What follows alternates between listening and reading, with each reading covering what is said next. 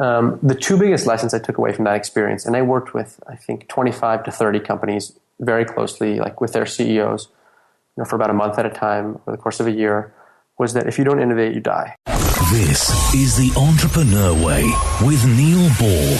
Unlocking the secrets of successful entrepreneurs 7 days a week. Subscribe to our podcast and follow us on Twitter at Neil D. Ball. Napoleon Hill said the power of the mastermind is the driving force.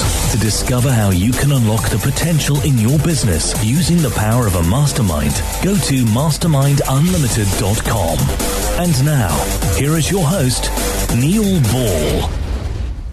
Hello, it's Neil Ball here. Thank you so much for joining me today on The Entrepreneur Way.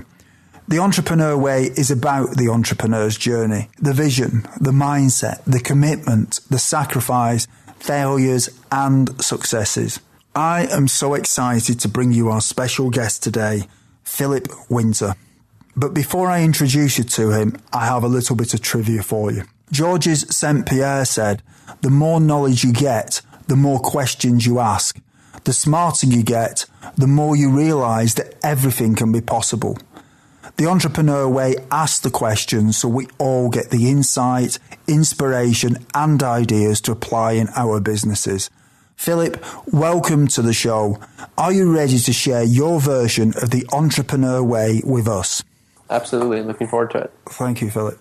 Philip Winter is the co-founder and CEO of Nebia, which builds a shower system based on a better experience, more beautiful design and 70% water savings. Nebia launched a Kickstarter campaign in late 2015 that raised more than $3 million and is backed by some of Silicon Valley's leading investors, including Y-Combinator. Philip, can you provide us with some more insight into your business and personal life to allow us to get to know more about what you do and who you are? Absolutely. Thank you. As you mentioned, we've built a totally new shower system. The idea has been to make a better experience and what we think is a more beautiful design and save a lot of water. Mm-hmm. And we've been working on this now in some form or another for 5 years. It started with Carlos and his dad, Emilio, who's now in his late 80s. And really, I've been working on it in earnest for the last 2.5 years and moved to San Francisco about 1.5 years ago to really catapult it. Mm-hmm. If you think about it, showers have been the same for the last 3 or 4 decades. And really the underlying concept, which is an overhead spigot with water coming out and gravity doing the work, that's been around since the 1890s. So over 100 years. Before that, you would pull a chain which would release a lever and would release like a sheet of water, or you'd use buckets or bathtubs. Those were meaningful innovations. But we haven't seen anything meaningful in showers and how we use water in quite some time. And so when we started working on this, it was really Carlos and his dad. And Carlos ran a large chain of gyms in Mexico City, which is a city of 20 million people at 8,000 feet. And so you can imagine the cost of pumping up that water. Mm-hmm. And his dad spent the better part of 2 years trying to find a solution. And they came up with, an early prototype. And when I met them, they invited me over to their house to take a shower in this sort of early prototype made out of PVC, plastic. And but it really conveyed the experience. I was really intrigued by it.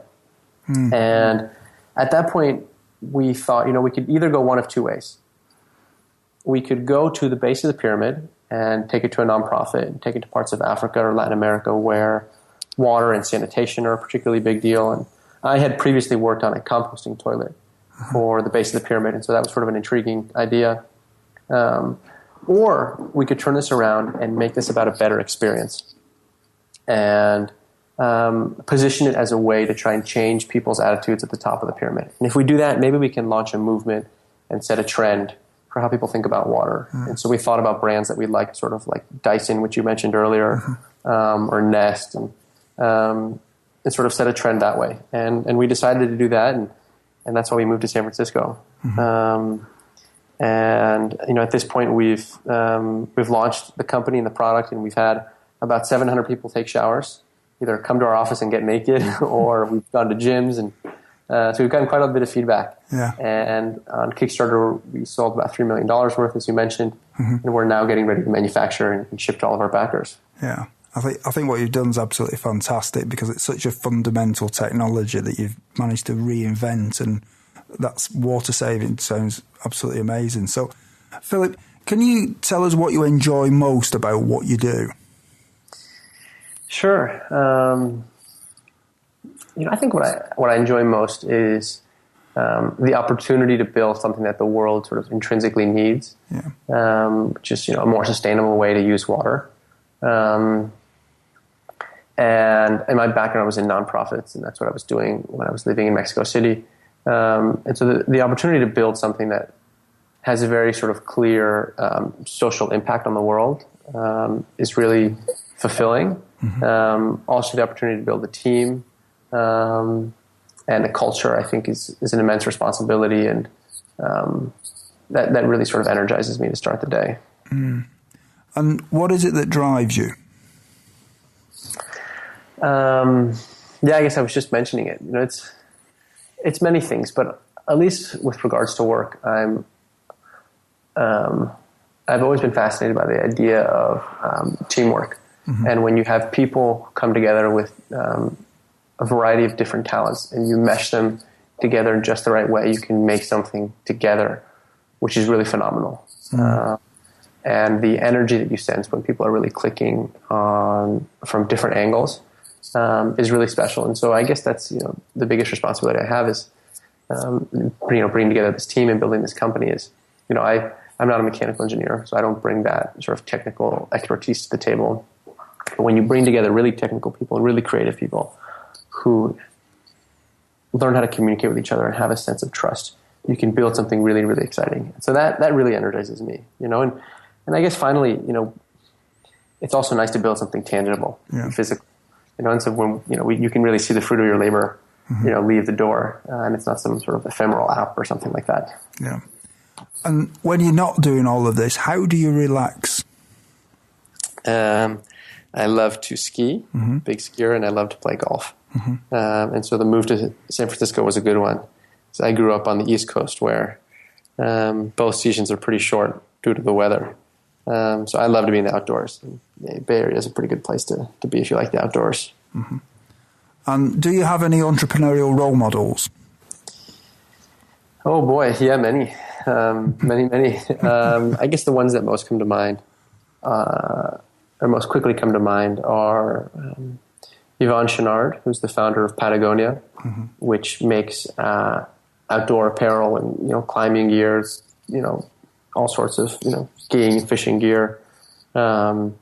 It's a totally self-made company, probably 40 years old or a little bit more at this point, which he built with the explicit purpose of being able to have enough money so that he could continue to travel and spend time in the outdoors, which is what he loves. And it's now become a $600 or $700 million company, totally private.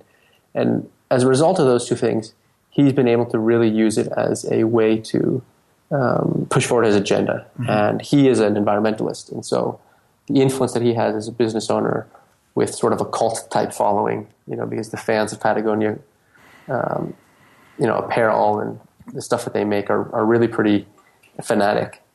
That's pretty cool. So to see what he's done is, in that sense, is really inspiring. Steve Jobs, but for whom is Steve Jobs not an entrepreneurial sort of role model? And the products that he's built have influenced our lives so much, and the obsessivity with the fine details is really important and not to be overlooked. And man, there are many more. I do a lot of reading. Okay. Can we just go back to the time before you were an entrepreneur? And can you tell us what difficulties you had to overcome when you started your business? Sure. Okay, so the first ones were learning a little bit about plumbing, which is sort of important for doing beta tests and pilots at gyms and things like that. I knew nothing about plumbing, and so I had to sort of learn on the fly and ask some pretty stupid questions. And I would go into the central market in Mexico City. You can imagine sort of an old developing world sort of colonial core, and there's 5 or 6 blocks where all of the plumbing distributors are there, and trying to figure out which pieces mated with which pieces, the male end and the female end. And so that was a tough learning curve, and thinking, is this really what I want to do? Is learn how to plumb? And is this really why I sort of graduated from college? But there was a great lesson in there. And when I started doing pilots at gyms, and basically the way it works is I install prototypes in the men's and women's locker rooms. So I have to get there really early in the morning before the women start showering, and then just camp out outside the entrance to the locker rooms and just try and convince people to try it. And when people would come out, early on it's a prototype. Some people really liked it, others really didn't. And to take that to your face is really difficult. So that was pretty trying. And there were some pilots that just flat out didn't go well. And it's because there were technical things we had to improve with regards to heat and sensation. And that was really difficult to take to the face. And I could have sort of turned away at that point. But fortunately had enough people who believed in me that sort of kept me going. And I think that's the big lesson. You sort of read about this a lot, but as an entrepreneur, you have to be not blindly optimistic, but almost. Because it takes that level of belief to create something that doesn't exist. And did you have any doubts that delayed you starting your business? I don't think there were any doubts so much as setbacks or, call it logistical obstacles, right? I had to finish my previous job and had to sort of work together the budget and the business plan for initial backing and things like that, sort of hold you back, but certainly no doubts. Okay. Doubts were the least.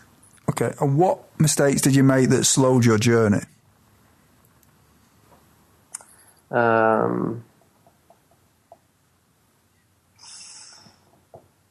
I think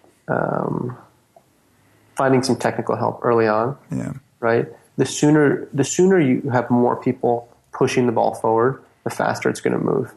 I sort of always had this image of like building a snowman. You start with this snowball, it's like the size of your hands, and you sort of roll it, it gets bigger and bigger and bigger, and that's sort of like your company. And the moment that you stop and take a rest, it's not getting any bigger, right? It's not really progressing.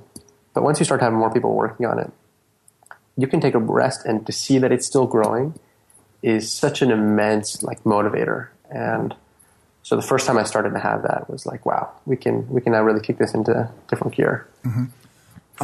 What are some of the things that you did before you started your business that would be helpful tips to some of the listeners who haven't yet taken the first step on the entrepreneur way?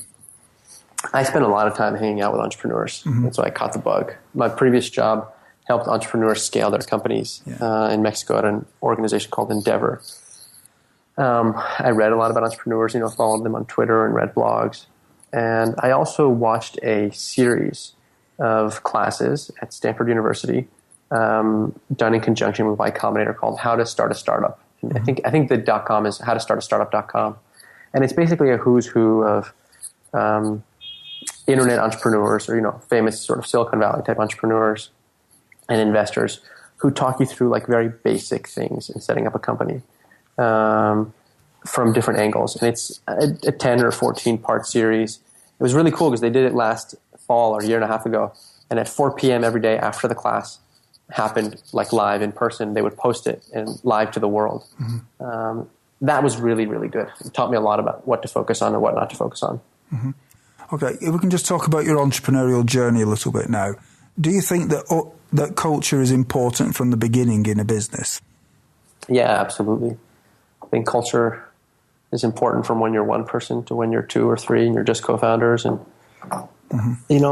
culture can be defined in so many different ways. I'm still trying to learn how to, define it and make it real for our life. But I think some of the basic things are how you communicate. Do you communicate the important things in person or written? Right? Do you have that level of trust and transparency in how you talk about the difficult things? And I think that's really, really, really important. And then every culture, I heard this once from Ali Raugini, who is a partner at Y-Combinator. He was the former COO at Twitter and worked at Pixar for a long time. And he said, look, every company has to take on its own culture. And it's usually indicative of the founder and the founder's personality because it has to be authentic. And you will draw people to you early on who like being around you and who you like being around. And so naturally the culture will start to take shape around the personality of those early people. And that's natural and that's good. Okay. Knowing what you know now, is there anything that if you'd known it when you started out would have helped you to shortcut the learning curve? I think the importance of focus and setting artificial time constraints. In other words, like setting a goal and saying, if I don't hit this by this time, then we're going to have a serious reevaluation, and making yourself hit that, because that's the only way you can. It requires so much self-discipline, but that's the only way you can get real sort of traction developing. And how much does gut feeling influence your decisions in your business? A lot. Okay. I make most of my decisions off of a gut feeling. Okay.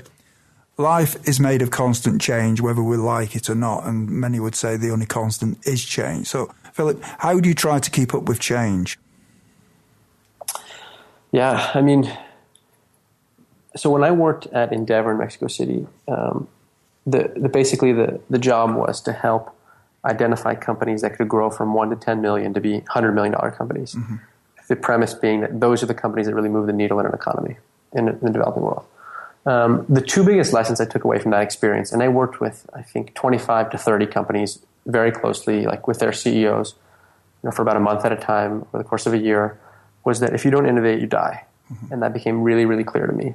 And so there has to be this sort of obsession with looking for ways to improve. And there are small changes, which are important, and then there are step changes. And you have to be willing to cannibalize whatever you're doing. And so I think change is fundamental, and it's tough, particularly when something is working. And what is your favorite book on entrepreneurialism, business, personal development, or leadership, or motivation? And can you tell us why you've chosen it? Yeah, it's a book called Let My People Go Surfing by Yvon Chouinard, who's the founder of Patagonia, which I mentioned earlier. And we give it to everybody on their first day at work. And it's the book that most influenced me in terms of the culture I want to build for Nebia, the long-term perspective to build a 20 or 30-year company, not a company that we want to sell or flip in a few years. And the reason it's called Let People Go Surfing is because there's a policy in the company where if the offices that are by the ocean, if the surf is above a certain height, they encourage people to go surf and use the product that they make every day, and then just get back to work and finish whatever they got to do. But it's this sort of first things first mentality, which I think is really inspiring. Okay. Everyone, when you have a busy life, listening to audiobooks is a great way to expand your knowledge in the time that you may be doing other things, such as driving or when you're at the gym. We have a special offer for you of a free audiobook of your choosing. To choose your free audiobook, go to www.freeaudiobookoffer.com. As long as you haven't already signed up, then you will qualify. Philip, can we just talk about a little bit of some things in the future here? What one thing would you do with your business if you knew that you could not fail?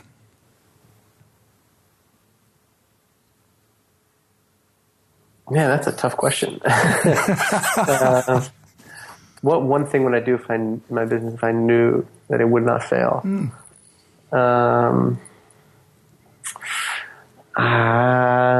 might try and build something really ambitious, that like the world really needs, try and build a rocket that can get us to a different planet. I think what SpaceX is doing is really pushing our generation into another level of exploration, which has been missing for a while, and that really excites me. Okay. And what skill, if you were excellent at it, would help you the most to double your business? Ooh, again, difficult question. To double my business, goodness. I think it has to be sales related then. And so we're building a direct to consumer business, e-commerce. And that is a fairly new field, and there's no real playbook to it, but it takes a lot of iteration and experience. And so the more I would know there, I think that would make the biggest impact. Okay. And in 5 years from now, if a well-known business publication was publishing an article on your business after talking to your customers and suppliers, what would you like it to say? I would like it to just be all smiles, like pictures of customers just smiling, saying that the Nebia experience has made their sort of daily ritual way better in every way, right? It could be because they love the experience, because they are proud of the fact that they're doing something daily to contribute to making a more sustainable planet. And I'd love for our suppliers to be really proud of working with us, and the relationships that we have with them and the way that we treat them. that's something that's very important to me. Mm-hmm. Okay, we're now at the part of the show where you share 3 golden nuggets with us. So, Philip, what's your favourite quote and how have you applied it? My favorite quote was said to me, at least, I don't know if it originates with him, by a gentleman named Warren Miller, who's a famous ski film producer who's been doing it for like 60 years. Mm-hmm. He basically made skiing popular. And it is, there's no limit to the amount of good a person can do if they don't care who gets the credit.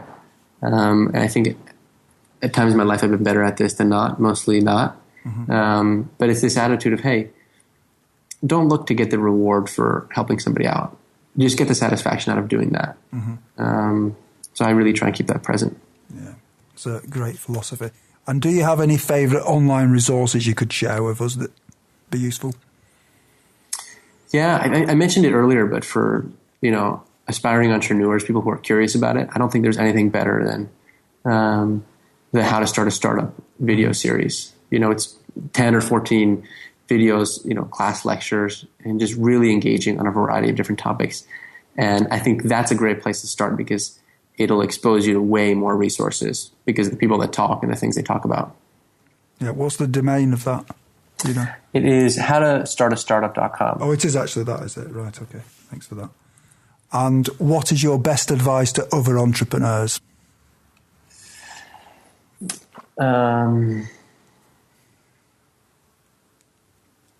Be persistent and love what you do. Great advice.